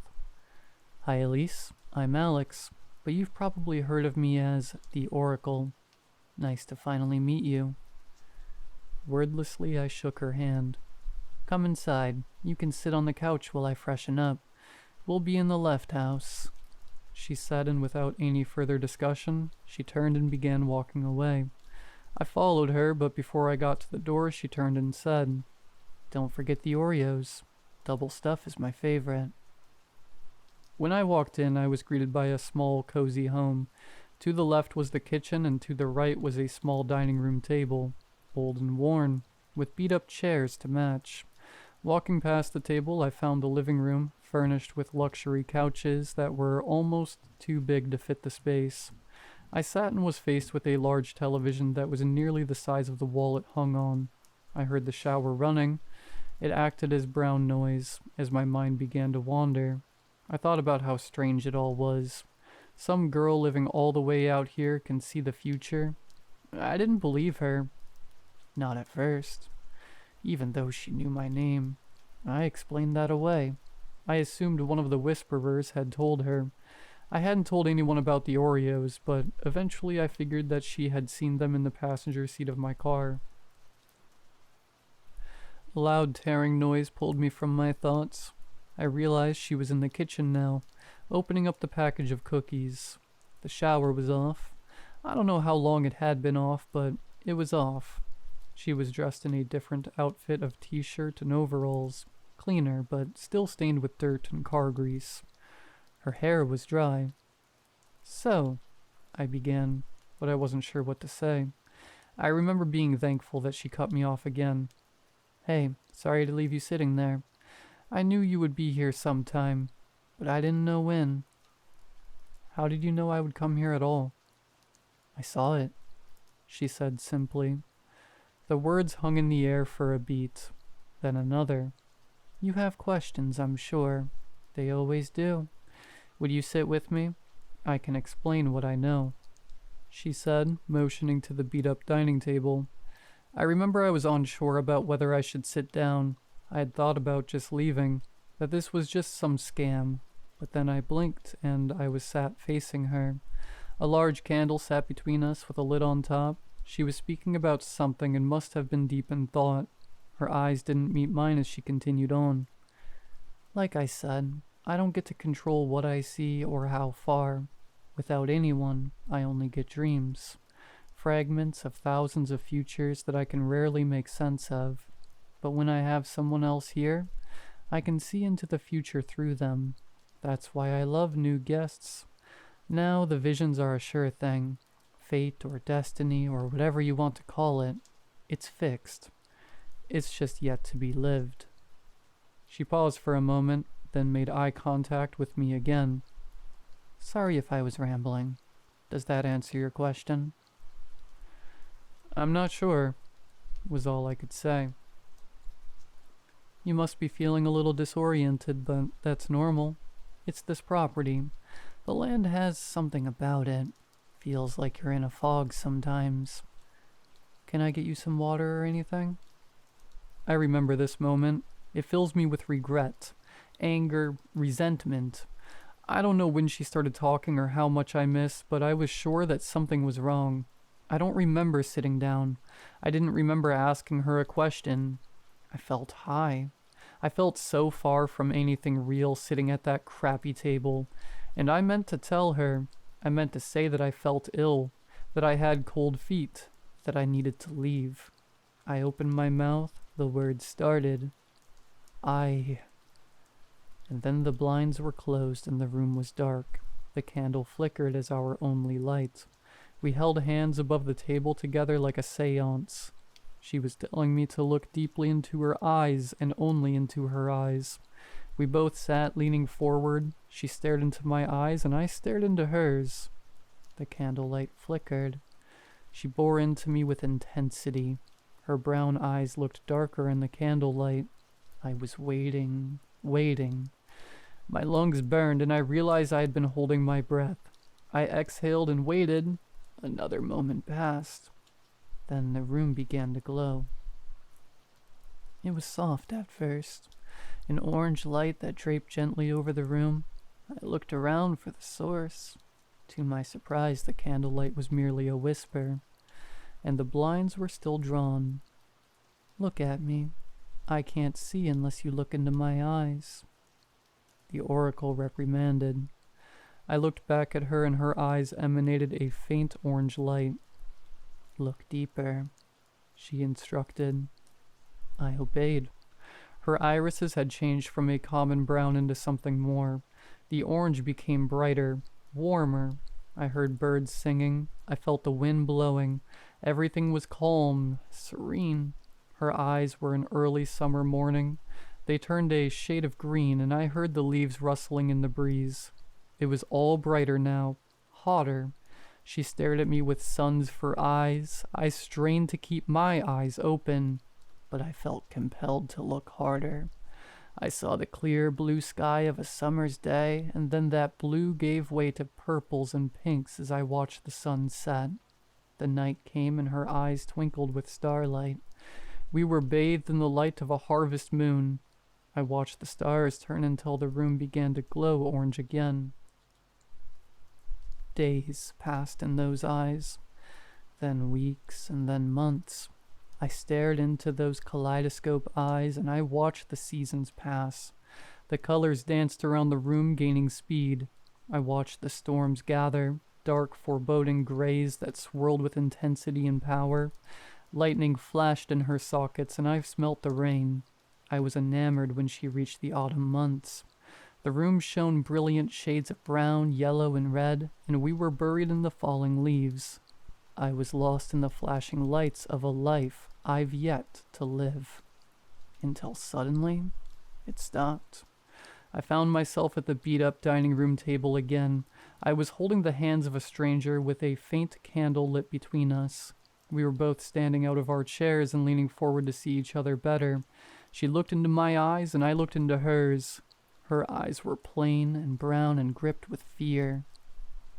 "Well, what did you see?" I ventured to ask. My question seemed to pull her back into the moment with me. She threw my hands down as if she were surprised to still be holding them, and began to back away from me into the wall. The oracle held her hands to her eyes, covering her face.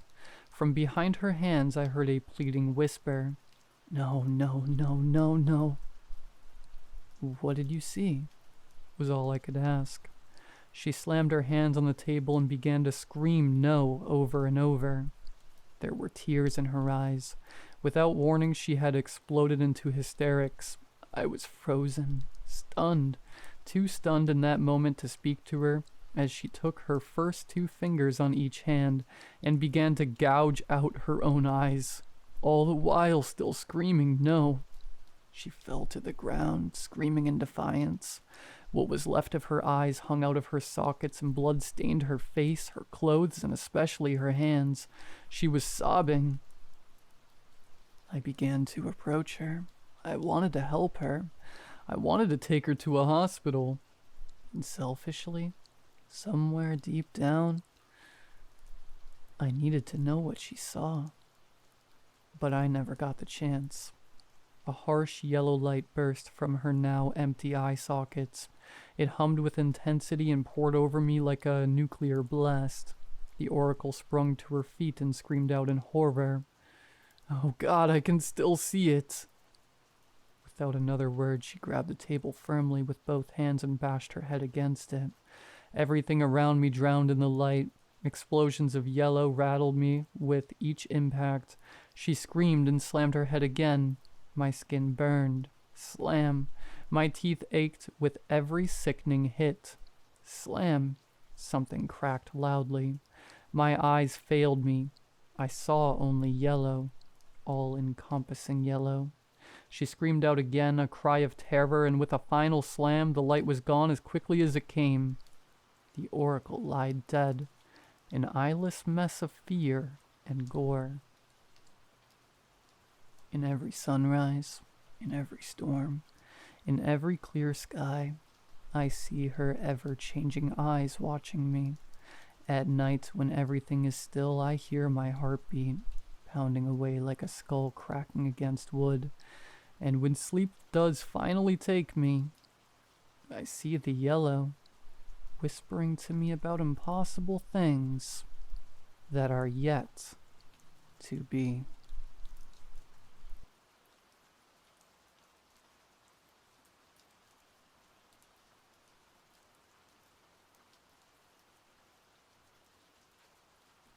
They say only 30 to 50% of people have an inner monologue, that half the world walks around with nothing but silence in their skulls. Empty, quiet. I pity them. My inner voice isn't just some background noise. It's everything. It's sharper than my instincts, smarter than my decisions. It's the reason I've gotten this far in life. The quiet ones, they're animals, reacting, not thinking. Me? I'm a symphony. Always in motion, always calculating. I love it. I love me. That's what I was thinking as I tied up my skates that day. The rink was alive with noise, blades scraping, laughter bouncing off the boards, cold air licking my skin. I was there with Hannah, this girl I'd been seeing for a few weeks. She was sweet, steady on her feet, better on the ice than me, but too kind to show it. My voice kept pace with every moment. Don't trip, smile when she talks, hold her hand, but let her lead the rhythm. It's like having a coach and a confidant rolled into one. Who needs God when you've got your own mind? And then it happened. A stray kid tore across the ice, cutting too loose, and I stumbled to dodge him. My legs went out from under me, my head snapping against the frozen floor like a broken spring. For a moment there was only impact, sharp and hot, then silence. Not just around me, but inside. When I came back to myself, Hannah was helping me to my feet, asking if I was okay. I nodded and the voice returned, but it wasn't the same. "Get up, you useless prick," it said. I froze. My voice didn't talk like that. It never had. It had always been calm, measured, not this barking, snarling thing. I wanted to brush it off, blame the fall, but the words stuck to me like tar. I skated the rest of the evening in a fog, the voice muttering in the back of my skull. Cruel things, ugly things. "You're boring her. Say something or she'll leave. Not that it matters. She's out of your league anyway." When I argued back, it laughed. Not a kind laugh, a raw, raspy one. Over the next few days, the voice grew louder. It stopped offering advice and started barking orders. My body and brain felt like a house with a new tenant, a violent, unwelcome one. Standing in line at the deli, it whispered in my mind, "Take the knife from the counter, hold it, feel its weight." While walking down the street, it suggested, "Push that man into traffic, see what happens." I didn't obey, but I couldn't ignore it. Every time I refused, it grew angrier. "You're pathetic, a worm, a waste of flesh." I decided to see a doctor. Hannah suggested it after I told her I'd been off since the fall.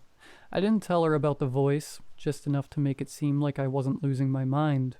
The voice hated the idea. "You think they'll help you? You think pills or therapy will make me go away? I'm not going anywhere, you idiot. I'm you." I kept the appointment. I had to.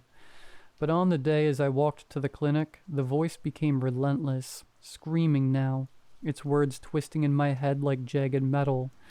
"Turn around. Don't do this. If you walk in there, I'll make you pay." I pushed on, teeth gritted, until I reached the street outside the office. I saw the doctor through the window, her waiting room calm and sterile. For a moment I thought I'd made it, that I could finally get this thing out of me. Then the voice snapped. "If you won't listen, I'll find another way." And suddenly my body wasn't mine. I felt my feet moving, my hands reaching. There was a man passing by, an older guy with a briefcase and a distracted look on his face. The voice roared. My hands latched onto his throat. His eyes went wide, bloodshot, panicked. I felt the cartilage in his neck shift under my grip. A primal, sickening crunch. The body hit the pavement with a dull thud. For a moment, everything was still. And then the voice chuckled, low and satisfied. "Good boy. That's more like it." Sirens wailed in the distance. I didn't run. I couldn't. The voice wasn't worried. It whispered, soft and smug. "I told you, you can't get rid of me. Now we'll have plenty of time together. Just you, me, and a cage. Doesn't that sound cozy?"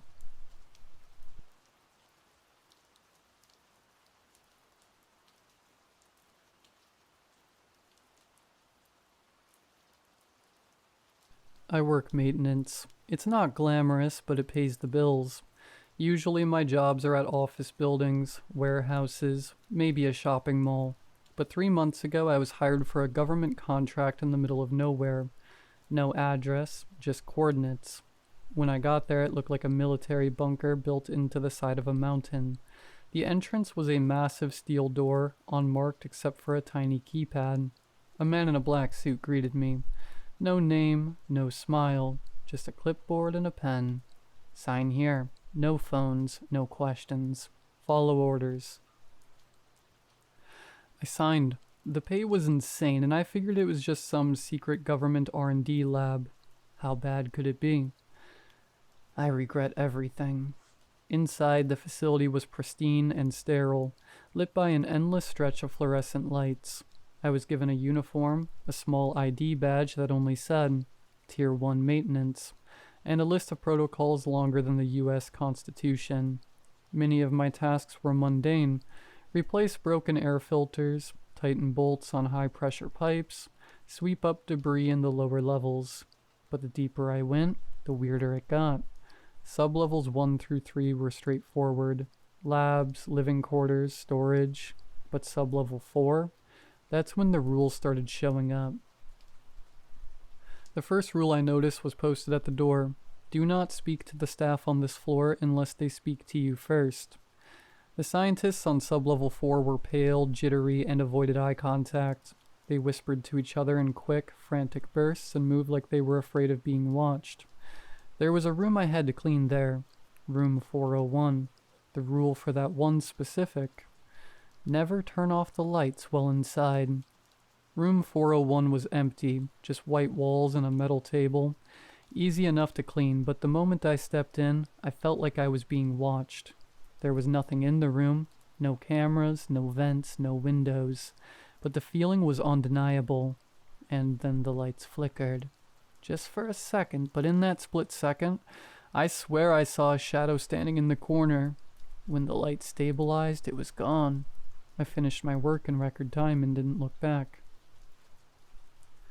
By my second month, I noticed the air was heavier the deeper you went. Sublevel 6 felt like breathing underwater. The signs outside the doors were increasingly ominous. Emergency protocol, alpha only. Extreme hazard, class D entities. And my personal favorite, do not enter without clearance or armed escort. One night I was called to fix a coolant leak on sublevel 7. I didn't even know there was a sublevel 7 until that moment. My escort, a pair of armed guards with rifles I didn't recognize, didn't say a word to me as we descended in the elevator. When the doors opened, I instantly wanted to leave. The hallway was freezing and the walls were covered in frost despite the humming of industrial heaters. The lights were dimmer here, casting long, flickering shadows. We stopped at a door marked, the atrium. Stay inside the yellow lines, one of the guards said. It was the first time anyone had spoken to me that day. Inside, the room was massive, like a stadium flipped upside down. At the center was a huge glass enclosure filled with a glowing blue mist. Pipes and wires snaked around it like veins. I couldn't see what was inside the mist, but I could hear it. Low, rhythmic thuds, like a heartbeat. My job was simple. Replace a cracked coolant pipe attached to the enclosure. I tried not to think about the fact that the pipe was pumping something into the glass, not out of it. While I worked, the mist began to shift. Something massive was moving inside. I saw an outline, like a figure pressed against frosted glass. At first it looked human. 2 arms, 2 legs, a head. But then it moved again and I realized it was far too tall, its limbs too long, its proportions all wrong. The guards tensed, gripping their rifles. One of them muttered, "It's awake." That's when the alarms went off. The room flooded with red light, and a deafening klaxon echoed off the walls. The mist inside the glass spun violently, and the figure slammed against the enclosure. The glass cracked, not a little, but a long, jagged fissure that stretched across its surface. "Fix the pipe now," one of the guards shouted. I froze, watching as the thing inside the mist pressed its head, or what I thought was its head, against the glass. It had no face, just a smooth, featureless surface, but I could feel it looking at me. The glass cracked again and a low, guttural moan filled the room. It wasn't coming from the alarm or the guards. It was coming from inside my head. Words formed, not spoken, but injected directly into my mind. "Let me out. I will make you more than human." I stumbled back, clutching my ears. The guards opened fire, their bullets tearing through the mist but doing nothing to the thing inside. The glass shattered and the mist poured out, filling the room. The last thing I saw before blacking out was the figure stepping free of the enclosure, its limbs twisted unnaturally, like it was trying to decide what shape to take. I woke up in the infirmary 2 days later. My contract was terminated on the spot, and I was escorted out of the facility by men in hazmat suits. They didn't answer my questions, just handed me an envelope with a check and a warning.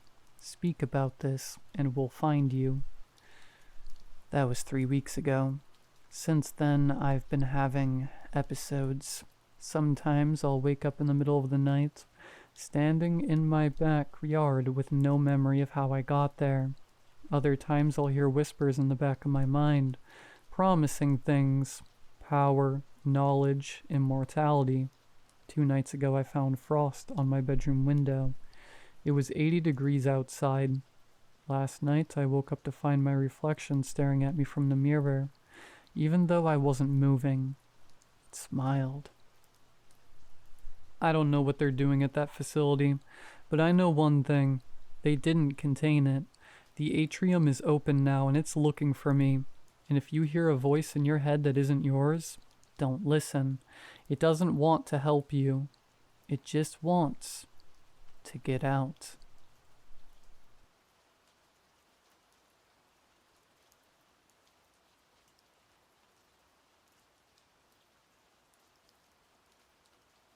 This happened 4 days ago, and I don't think I'll ever forget it.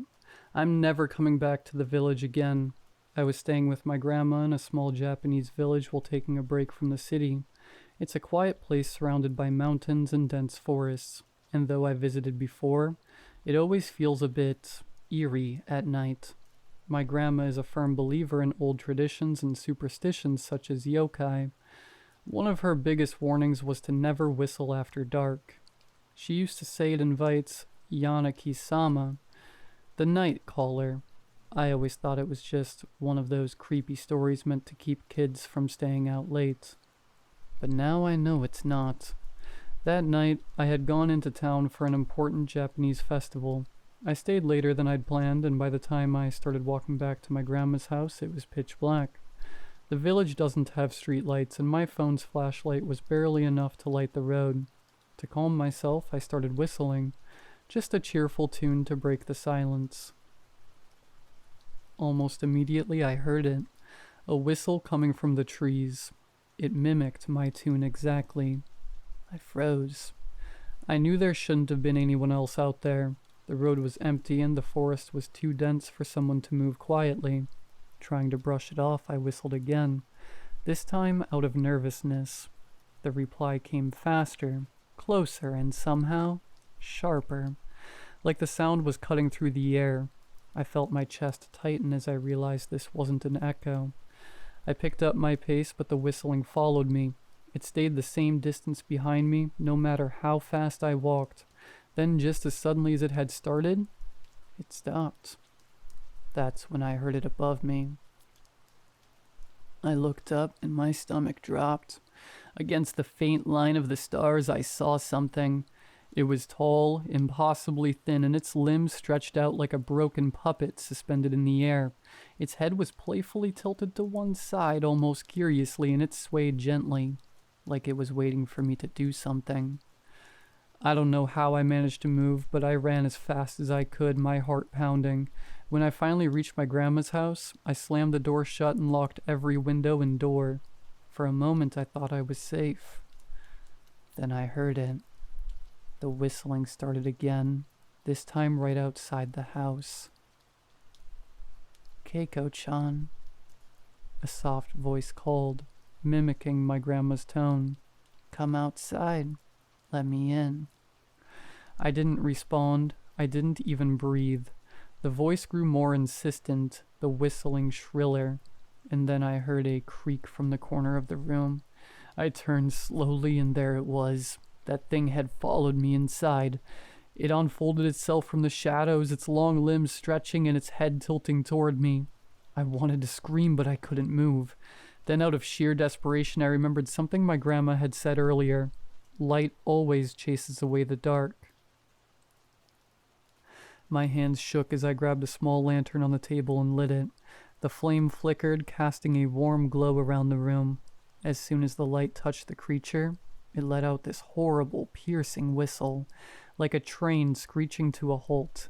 It writhed and shrank back, dissolving into the shadows until it was gone. The next morning I told my grandma everything. She nodded solemnly and handed me a small wooden talisman she had carved. She told me it was meant to keep Yanaki-sama away, but warned me to never whistle at night again. I've kept the talisman on me ever since. I haven't heard the whistling again, but at night, when the wind blows just right, I swear I can feel something watching me from the shadows. If you are ever in a small village in Japan, heed the warning, and whatever you do, don't whistle after dark. You never know who's listening.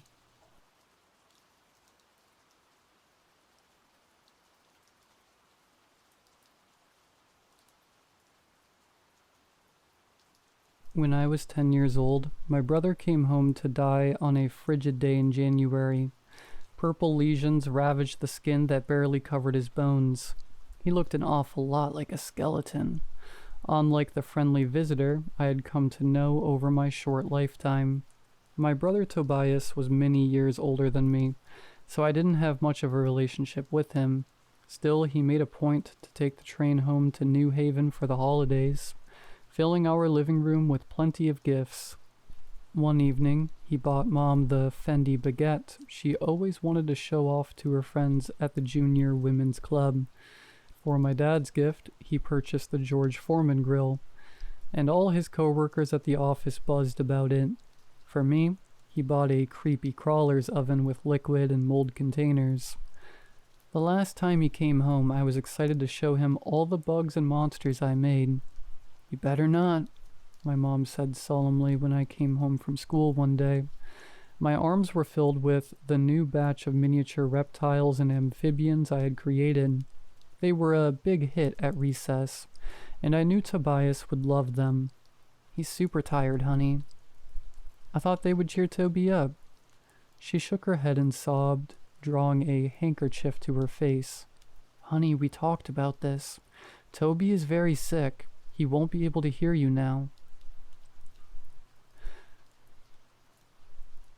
My mom sobbed loudly as my dad slung an arm around her, directing her down the hallway. "Devin, your grandparents are in the living room. Why don't you join them?" These words caused my mom to weep even louder for some reason as my dad ushered her away. As they reached the living room, I heard the faint words of the live-in hospice nurse that it wouldn't be long now, and something about hearing the death rattle. When the sobs faded and the conversation died down, I turned the knob to his room as quietly as I could. Standing in the doorway, my heart fluttered. My brother not only looked like a skeleton with his frail exterior and dissolving skin, but like one of the gray aliens I made in my creepy crawler's oven a couple weeks ago. Unlike the alien, however, he had several tubes attached to him that were hooked up to boxy, beeping machines. His body looked so thin that I swear it started to fade into the sheets of his bed. "Toby?" I said hoarsely. I waited for a few minutes before I shouted his name. "Toby!" Minutes passed before his purple lips quivered and let out an audible groan that dragged on for several seconds. After the groan ended, 6 booming words escaped his lips. "Look for me on the walls." A longer groan ensued these words, followed by a long beep from the machine. Everything seemed to move in slow motion as the nurse, my parents, and grandparents rushed into the room. I don't remember much except for shuffling feet, screams, and my father whisking me out of the room and closing the door in my face. The adults were in the room for several minutes before my grandmother finally left with her head cast down. She threw her doughy arms around me and said, "I'm so sorry, sweetheart. Your brother's gone to heaven with the angels." As the other adults came out of the room one by one to hug me, apologize, and sob into my small body, I wondered if I should be crying too. I suppose I loved my brother, but I didn't know him well. To me, he was just that friendly visitor who bought me gifts and read me stories. He popped in and out of my life like some magical elf, that appeared only for holidays and disappeared like Santa up the chimney, or Frosty the Snowman on a sunny day. I put my hands over my eyes and pretended to cry with them. After a while, I asked if it was okay to go up to my room. My parents permitted me. At once, I hurried up the stairs and slammed the door behind me. For hours, I plopped onto my dinosaur bed sheets and stared at the walls. I stared at the walls for so long that I thought my eyes would bleed. The walls of my room were sponge-painted blue, covered in posters of my favorite baseball players and movies. The shapes on my walls were unmoving. As my eyes drew tears and I yawned, I started to drift off to sleep. My room didn't have any windows, so I couldn't tell whether it was nighttime or not, but I suppose night was nearing by the increasing shadows in the room. Something was strange about these shadows, though. They weren't the typical black or gray, but shades of green. I blinked as green circles danced around my walls like a stage spotlight. "Are you awake, Devi boy?" A hollow voice echoed. "It's time to wake up, Devi boy." "Huh?" I said, rubbing my eyes. Who are you?" "You know who, silly. I don't have much time." I blinked twice and the green circles faded together. All at once the circles morphed into the shape of a human. The shape looked a little under 6 feet tall, perhaps taller, its figure reaching the brim of the ceiling. "Toby? Toby, is that you?" "Who else, Devi boy?" The figure let out a bellowing laugh and stretched atop the ceiling, twisting around the fan in almost a rhythmic pattern. "But I thought you were... dead?" The figure unleashed another bellowing laugh, this time twisting onto the carpeted floor, its green glow matching the soda I spilled the previous day. "I thought I would die too, Devi boy, but it's the most unusual thing. You don't go to heaven or hell like we learned in church. Don't tell Mom and Dad, though, especially not Grandma." "I won't," I said, scratching my head. "But Toby, if you're not dead, what are you?" "Hiding." The figure's voice changed from a bellowing pitch to a dull whisper. What do you mean?" "You must swear not to tell anyone." "I swear, Toby, I swear." "People don't die," the figure whispered, draining from the carpets back to a small circle on my wall. "They hide." "From what?" "I don't know yet," the figure said, its voice now trembling. "I just know that we're hiding. We're all hiding." As the figure spoke those words, I saw dozens of green circles bouncing around my walls. They were varying shades of green. Some spoke in whispers like my brother. Others spoke in gibberish that sounded like different languages. I shoved my thumbs into my ear canals as the sounds grew louder and more varied. I jammed my eyelids shut as the lights flickered and burned into my retinas. As I screamed, I heard my brother's voice once more. "People don't die. They hide, Devi. They hide and they must never be found." I screamed so loud that my cat Jasper hollered from the other room. I screamed so loud that my mom, dad, and grandparents, and even the live-in nurse hurried upstairs and forced their way into my room. "It's okay, honey," my mom said, pulling me into her bosom. "It's okay, sweetheart. We're all so sad." As the others crowded around me, I continued to scream. Though the sounds had disappeared, I still heard my brother's voice loud and clear. "People don't die. They hide."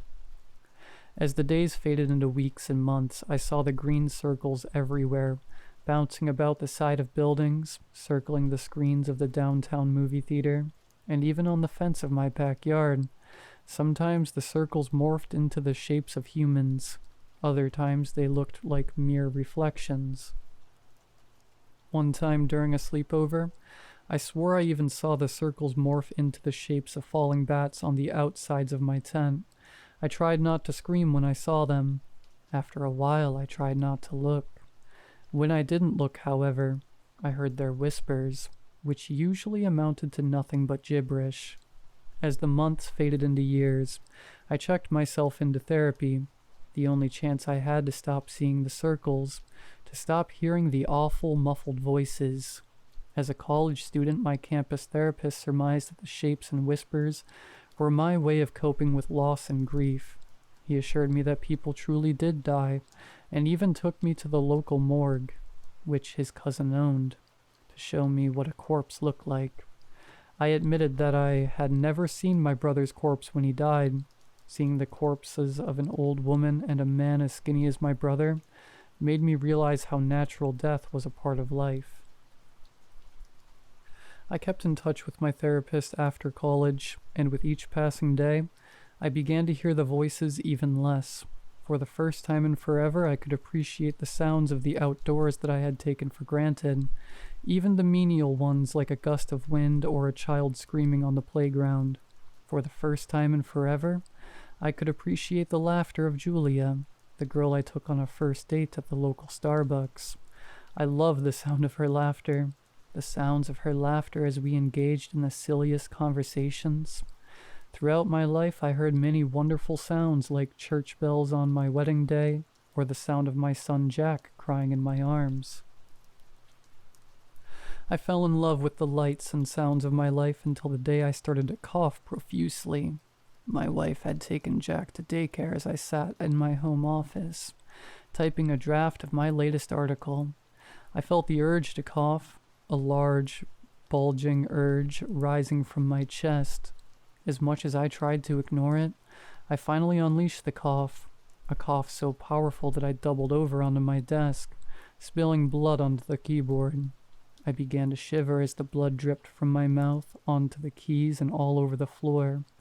I scrambled to find my cell phone and dial 911. As I continued to convulse, blood, and cry, after I had emptied all of the contents of blood from my stomach, I collapsed onto the floor with the receiver by my ear. 911, what's your emergency? With what little strength I had left, I pushed my body across the floor to the phone. I threw up a lot of blood, I said weakly. I'm sorry about that, sir, the dispatcher said. Many moments passed before she spoke again. Hello? Are you there? Sir? The dispatcher said, her voice suddenly a lot lower and more muffled. You better start thinking about a good place to hide. As the voice began to cackle, a swarm of green circles danced around my body.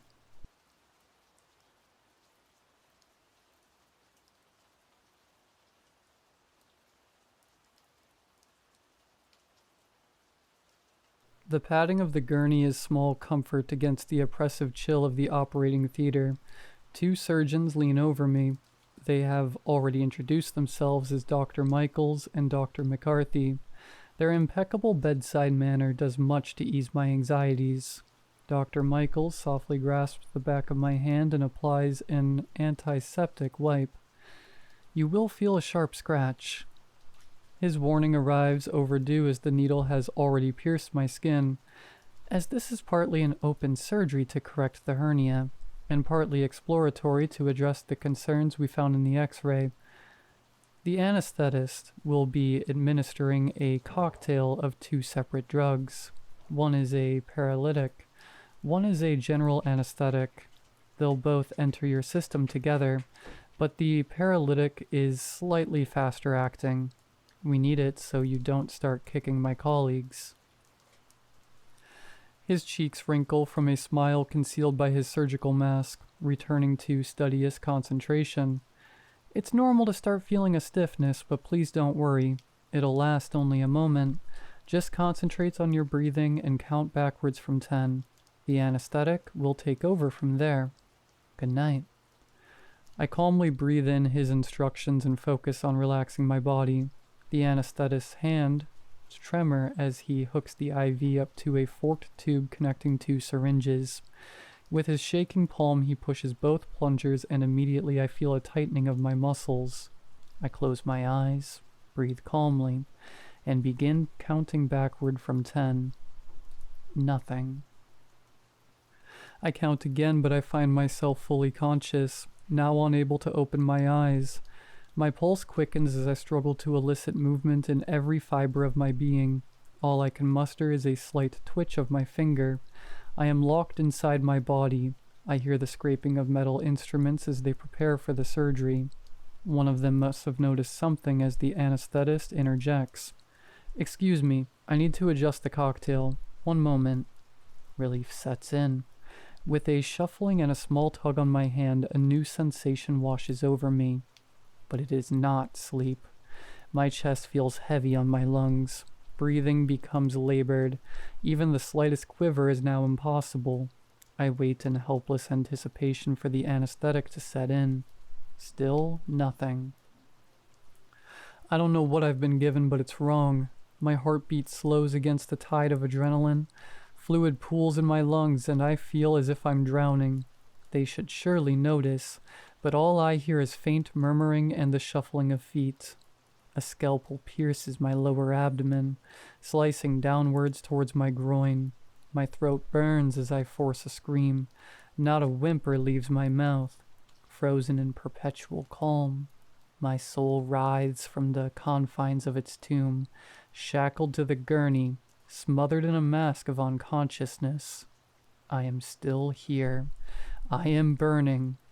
I have reached a layer of hell unfit for the living, and yet I am awake.